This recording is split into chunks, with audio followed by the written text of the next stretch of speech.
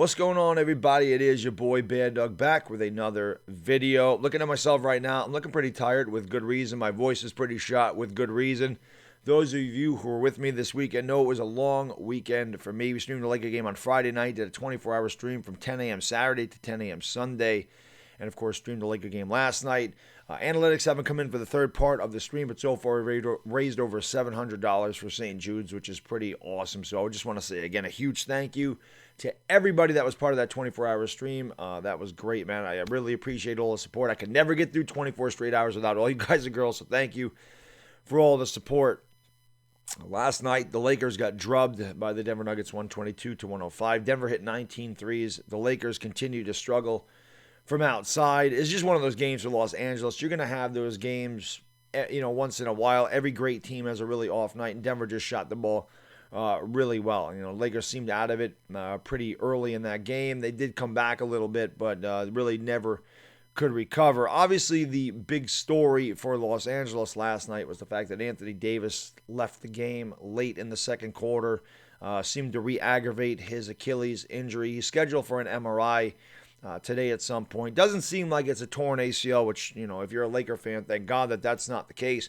I don't know if any of you guys have ever had tendonitis. It is a very painful thing to deal with. Trust me, as a guy that's lifted weights and does some office work, you happen to get tennis elbow. That doesn't sound like a very, big injury. It's not like a manly injury. Oh, I got tennis elbow. But trust me, man, tennis elbow hurts. When you strain tendons and your tendons are inflamed, it hurts. And especially when you're a basketball player and you are constantly pushing off on your Achilles, obviously it's a very painful thing. So hopefully nothing serious for AD. He might miss a few games. It would stink that he's going to miss that game against the Nets because everybody knows we're all talking about the Nets and Lakers. Everybody's talking about that could be the final, whatever. It would have been nice to see a preview of that, but if there's no Anthony Davis, obviously it may hamper the Lakers. But the important thing is they get Anthony Davis healthy. If he has to miss 4, 5, 6 games, it's not the end of the world. You don't want him to end up tearing it and missing the whole season. So they got to be really cautious with it. The game before, he had 35 points. He said he felt great after the game. So, again, it's just one of those things, man. I'm a guy that's hurt my back a number of times, and sometimes you don't even really need to do much to aggravate that condition. So, again, hopefully Anthony Davis is okay. MRI scheduled for today at some point, and obviously if there's any breaking news or whatever, I'll probably do another video about Anthony Davis. But to me, this just speaks volumes about how the Lakers have got to go out and get another big man. I don't know where they're going to get him from, but they've got to get another big. Last night, Nikola Jokic completely dominated. He finished with a triple-double. He had the triple-double by the end of the third quarter. He didn't even really need to play in the fourth quarter. The game was decided. But if you watch that game, Jokic could do whatever he wanted. He was hitting threes. He was playing up in the post. He was getting offensive rebounds. He just completely dominated. I mean, Gasol got in foul trouble really early with 3 fouls. And then Harrell came in. Harrell was in trouble immediately. He had 3 fouls. Then Anthony Davis went out. And at that point, who do you have to guard a guy like Nikola Jokic or a guy like Joel Embiid? It's going to be very difficult if the Lakers do not go out there and get a big man. Harrell has nice size but he has no length. He's only 6'8". 6'8" guy's not going to be able to guard Jokic. And Harrell's also giving away about 40 pounds in the post. Harrell against Jokic is not a good matchup. And Gasol is not an offensive threat. Gasol's not a post-up player. So Gasol's not going to get Jokic in foul trouble. Last year when the Lakers beat the Nuggets in the Western Conference Finals, a guy like Dwight Howard was definitely more physical, more athletic, and not that he's an offensive threat, but he could play in the post a little bit, and they were able to get Jokic in foul trouble a couple of times in that game. They also had JaVale McGee, so they had a couple of big men that could at least take fouls and at least protect the basket. Lakers got to go out, and again, this just speaks volumes. If a guy like Anthony Davis goes down, which is a huge part of their offense, and then guys like Gasol and Harrell get in foul trouble, where do you go? Who is going to guard, like I said, a guy like Jokic or a guy like Embiid? It's incredibly difficult when they're healthy anyway because those guys are MVP candidates. Those guys are great players.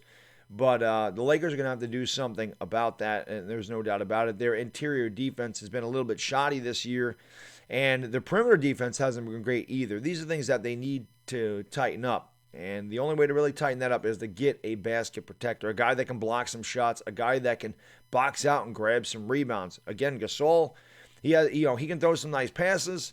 He seems to shoot from outside a lot, but he's got no post game. He's got no interior game, and he's not a guy that's going to bang underneath the boards and grab you 15 rebounds or 12 rebounds. Harrell's that type of guy, but again, he's only 6'8". To me, the Lakers have got to go out and they got to get a big man someplace. I've mentioned guys like Robin Lopez. I've mentioned guys like Hassan Whiteside. Somebody brought up Steven Adams last night, but again, you don't want to mortgage your future for a guy like Bradley Beal. That would not be smart for the Lakers. They don't need Bradley Beal. A guy like Andre Drummond, I know that's a popular name as well, but he makes $28 million. It wouldn't make sense. The Lakers couldn't afford Andre Drummond. So you really got to go out there and just get kind of a role player. That's what they did last year with Deion Waiters and Markieff Morris and J.R. Smith.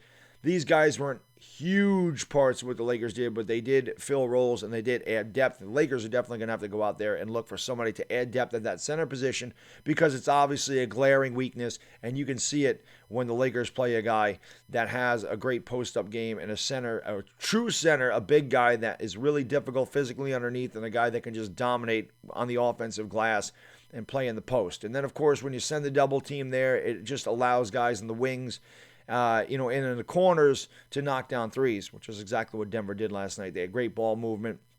You play that inside-outside game, and when you have to collapse the defense in the paint, then again, that's just going to leave wide open threes. The guys are going to knock those down.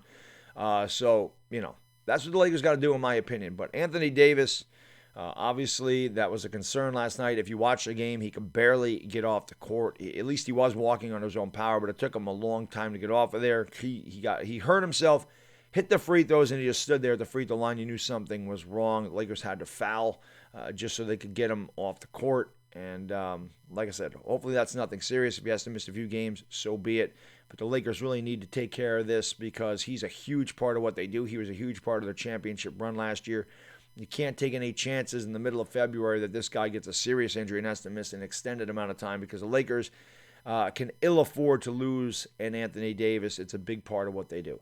So, like I said, if there's anything really breaking, I'll come back and I'll talk about it at that point. But hopefully, again, it's just re-aggravation of tendonitis. And tendonitis is very sore. Trust me, as an older guy, I understand this stuff.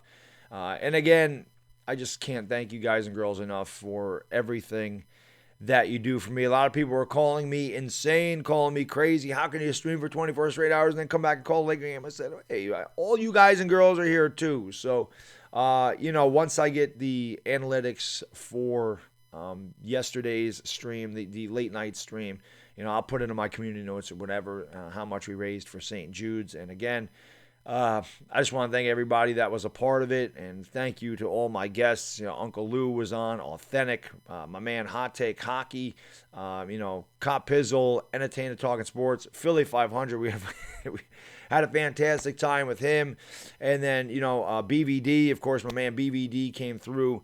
And the last couple hours I was gonna die, but my man Hot Take Hockey and Josh from the Sports Where he came on, got me through those last 2 hours. So big shout out to everybody that was a part of it. Huge shout out to the guests.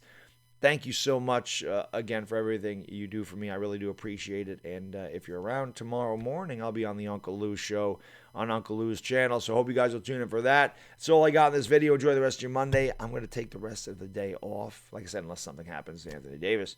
Until next time, guys, it's the Bad Diggity Dizzle, and I'm out. Peace!